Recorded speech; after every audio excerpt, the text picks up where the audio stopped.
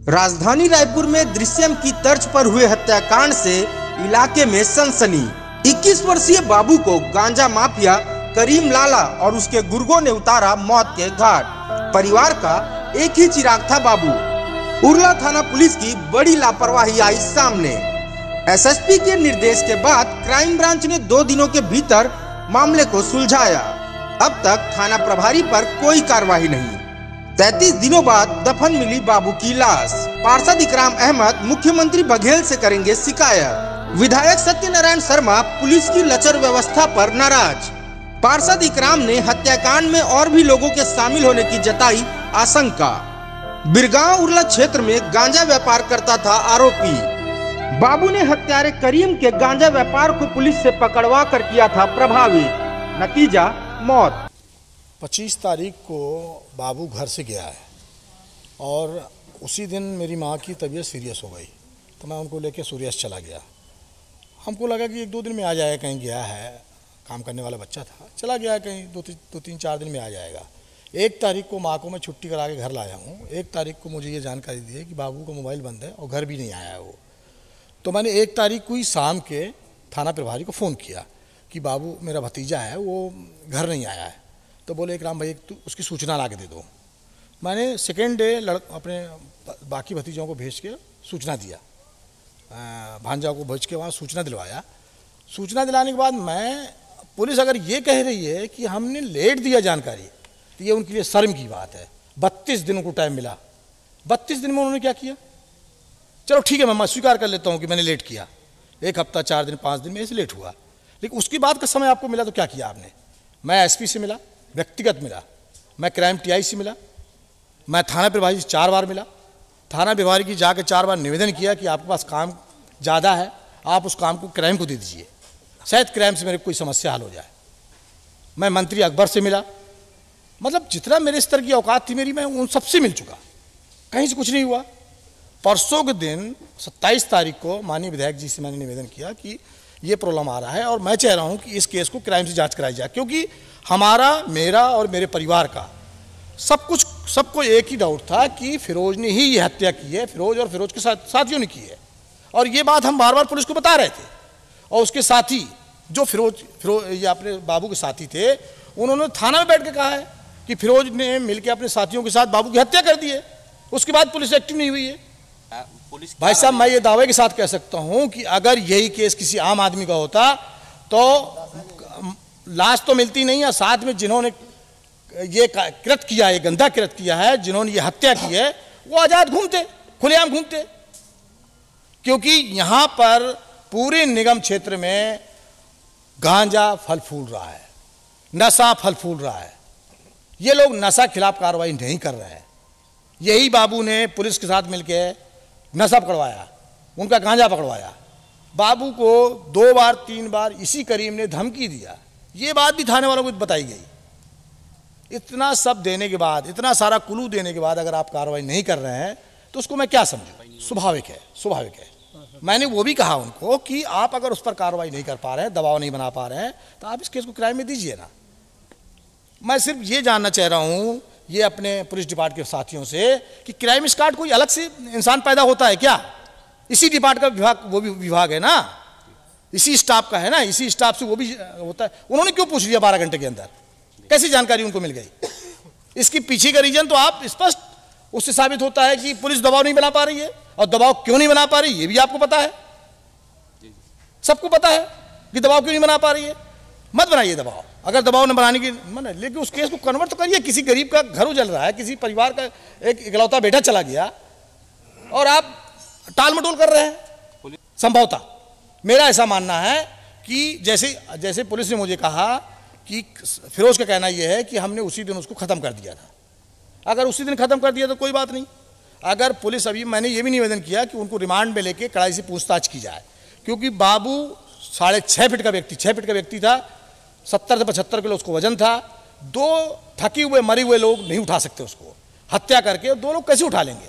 वो railway crossing के पास जहाँ आदमी पैदल नहीं चल सकता, वहाँ उस आदमी को ले गए, बच्चे को ले गए, उसका कत्ल किए। उसके बाद कत्ल करने की जगह से लगभग 500 मीटर दूर जंगल के एरिया में गड्ढा खोदा गया, गड्ढा खोद करके उसको दफनाया गया। ये 2 आदमी बस की बात है क्या? संभव है क्या? 2 आदमी कर ही नहीं सकता। बाबू भानपुरी से कैसे गया ये जांच का विषय है, पुलिस को जांच करना चाहिए।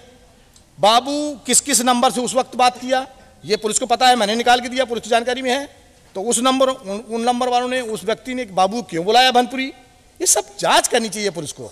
कड़ाई से जांच अगर उस समय किए होते तो ये जानकारी हमारे पास पहले आ जाती। मेरे पास किसी का कोई फ़ोन नहीं आया, मैं गया हूँ।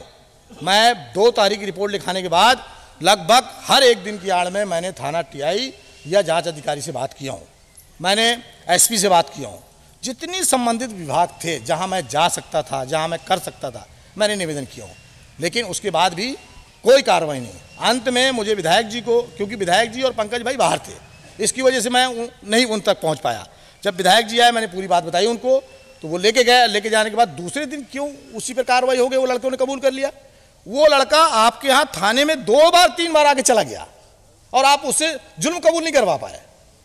देखिए मैं 100% इस बात से सहमत हूँ और मैं माननीय विधायक जी से मेरी बात हुई है कि इस तरह के भ्रष्ट अधिकारी जहाँ बैठे हैं इनको हटाया जाए, क्योंकि इनकी वजह से सरकार की बदनामी हो रही है और एक गरीब को इंसाफ नहीं मिल रहा है। जितने निगम क्षेत्र के गरीब है या शहर क्षेत्र के गरीब है, इनको इंसाफ नहीं मिल पा रहा है, क्योंकि ये वहाँ तक पहुँच ही नहीं पाते। जब मेरे जैसे व्यक्ति वहाँ तक पहुँचते पहुँचते 32 दिन लग गया, मुझे 33 दिन लग गया, तो आम आदमी के लिए संभव नहीं है। खुला में 25 सितंबर को एक लड़का बाबू खान वो गुमशुदा हुआ था और लड़के के घर वालों ने 7 दिन के पश्चात 2 अक्टूबर को उरला थाने में उसकी गुमशुदगी की रिपोर्ट दर्ज कराई गई थी। कुछ जो सस्पेक्ट्स थे उन लोगों से पूछताछ भी की गई और फाइनली उसमें मर्डर का खुलासा हुआ, जिसमें 3 आरोपियों को अरेस्ट किया गया है, करीम, फिरोज़ और विश्वनाथ। कुल 3 आरोपियों की इसमें गिरफ्तारी की गई है और उन लोगों से भी और पूछताछ जारी है कि क्या इसमें कुछ और लोग शामिल तो नहीं थे, एग्जैक्ट मोटिव क्या था घटना का, उन सारी चीज़ों पे पूछताछ अभी चल रही है। देखिए, इसमें मुझे साफ ऐसा दिख रहा है कि पुलिस की ही लापरवाही है ये, क्योंकि 1 महीने और 3 दिन एक्स्ट्रा हो गए हैं। उसमें लगातार इनके परिजन मांग करते रहे कि हमारा बेटा गायब है और पुलिस ने जैसा कार्रवाई करनी चाहिए वैसा नहीं किया है। माननीय विधायक जी के माध्यम से हमने फिर क्राइम ब्रांच को केस सौंपे हैं और बिना 24 घंटा हुए मुजरिम सामने हैं। तो ऐसा लगता है कि पुलिस ने की नाकामी दिखती है इसमें। जी, ऐसा पता चल रहा है और कुछ आपराधिक प्रवृत्ति के रहे हैं उन लोग, ऐसा भी जानकारी मिल रही है। राजधानी रायपुर में कल एक दिल दहलाने वाली घटना सामने आई है। 21 वर्षीय बाबू को बॉलीवुड मूवी दृश्यम की तर्ज पर हत्याकांड किया गया है। इस वक्त हमारे साथ मौजूद हैं उनके परिजन, कांग्रेस के कद्दावर नेता इकराम अहमद जी। हम खड़े कब्रिस्तान पर जहां पर बाबू को दफन कर दिया गया है। पुलिस पर सीधा यह आरोप लगाया जा रहा है कि पुलिस की लचर व्यवस्था के चलते और जांच में जो कमी पुलिस ने की है उसके चलते यह परिणाम निकलकर सामने आया है। इकराम जी, मैं आपसे जानना चाहूँगा कि कब आपने 25 सितंबर को बाबू लापता हुआ था, कब आपने पुलिस को सूचना दी और सूचना देने के बाद क्या आपको पुलिस से मदद मिली? 25 तारीख को, जैसा उनकी माताजी ने मुझे कहा कि 25 तारीख को बाबू घर छोड़ के घर से कहीं चला गया ये बोल के कि मैं 10 मिनट में आ रहा हूँ। उसी 25-26 तारीख को मेरी माताजी की तबीयत सीरियस हुई, मैंने सीरियस में उनको भर्ती किया। मैं 1 तारीख को जब माताजी को छुट्टी करा के घर लाया, उसी वक्त मुझे फ़ोन आया कि बाबू अभी तक घर नहीं आया और उसका मोबाइल ही बंद है। मैंने थाना प्रभारी उरला को तुरंत जानकारी दी इसकी और सेकेंड डे मैंने उसकी गुमशुदगी रिपोर्ट भी डाल दी। उसके बाद मैं कंटिन्यू थाना प्रभारी से बात कर रहा हूं और थाना प्रभारी को बता रहा हूं कि महोदय, ये उन्होंने मोबाइल के लोकेशन भी निकाले, मोबाइल का डिटेल भी निकाला। मोबाइल डिटेल में जो जो लोगों को नाम आए, नंबर आए, उन लोगों से इन्होंने पूछताछ भी की। मैं इससे भी इनकार नहीं कर रहा हूँ कि उन्होंने पूछताछ नहीं की, लेकिन कैसी पूछताछ की? बुलाए, पूछे और छोड़ दिए। जब आपको पता है कि इसका लोकेशन दुर्गानगर में बंद हो रहा है, मोबाइल दुर्गानगर के बाद मोबाइल चालू नहीं हो रहा है।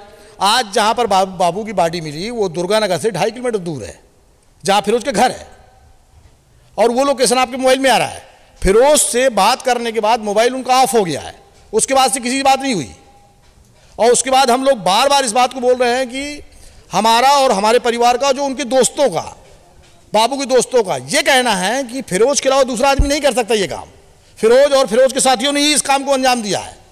उसके बाद अगर पुलिस कार्रवाई नहीं करती एसएसपी रायपुर का ये बयान आया है कि जो बाबू के परिजनों ने थाना और पुलिस में 7 दिन के बाद इसकी सूचना दी है। ठीक है, अगर मैंने 7 दिन बाद दी है तो 7 दिन के बाद कौन सा आपने 8वां दिन मेरे भतीजे को वापस कर दिया?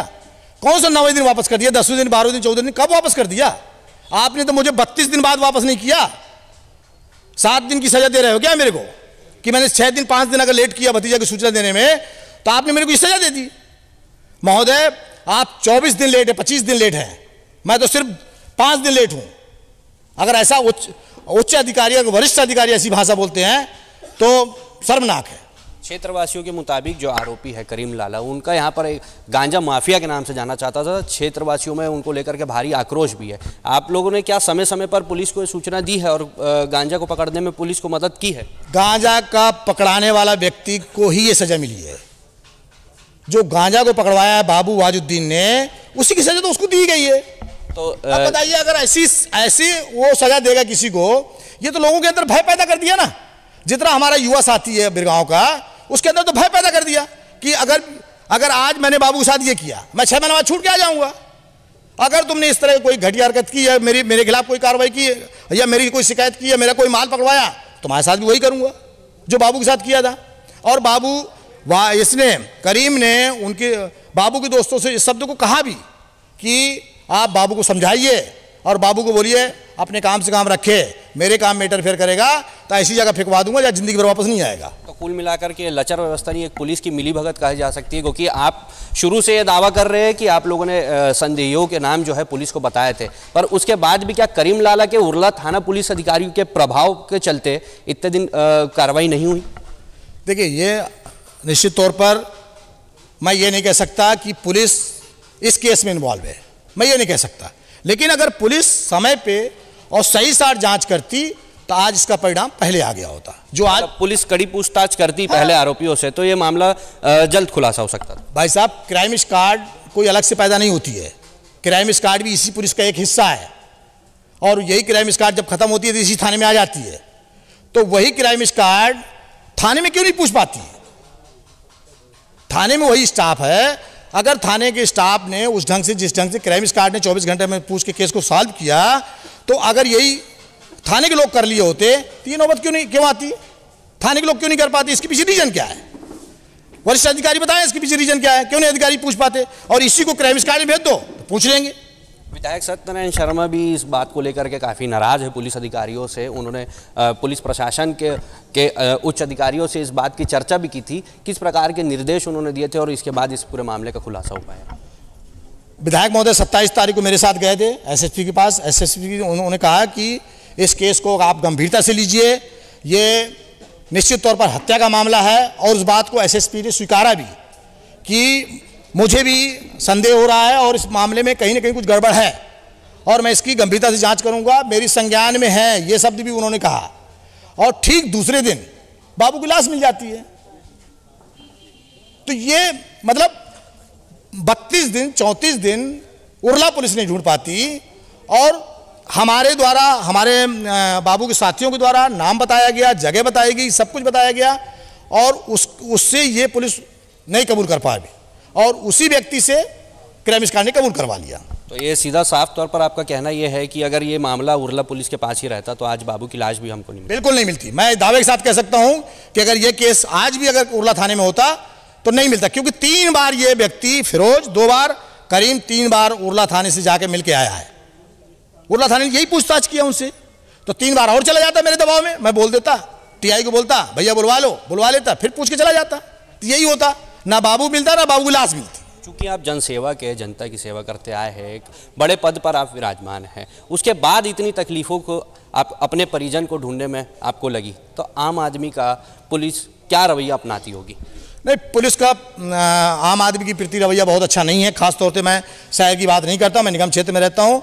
आज निगम क्षेत्र के अंदर आप किसी भी घर चले जाएं, किसी गली चले जाएं, गांजा खुलेआम बिक रहा है और किसी भी व्यक्ति से पूछ लें, पुलिस का रवैया बिल्कुल ठीक नहीं है। इस पर सरकार को, खासतौर से सरकार को संज्ञान में लेना चाहिए और ऐसे भ्रष्ट अधिकारियों को हटाना चाहिए, बर्खास्त करना चाहिए, बस्तर भेज देना चाहिए। उरला थाना प्रभारी के खिलाफ आप लोग अब क्या कार्रवाई करेंगे? चूँकि आज आप लोग कब्रिस्तान में आए हैं, आपने अपने भतीजे को दफनाया है और इसका सीधा साफ तौर पर आपका ये आरोप है कि पुलिस प्रशासन की लापरवाही के चलते जो है आज बाबू की शव बरामद हुआ है।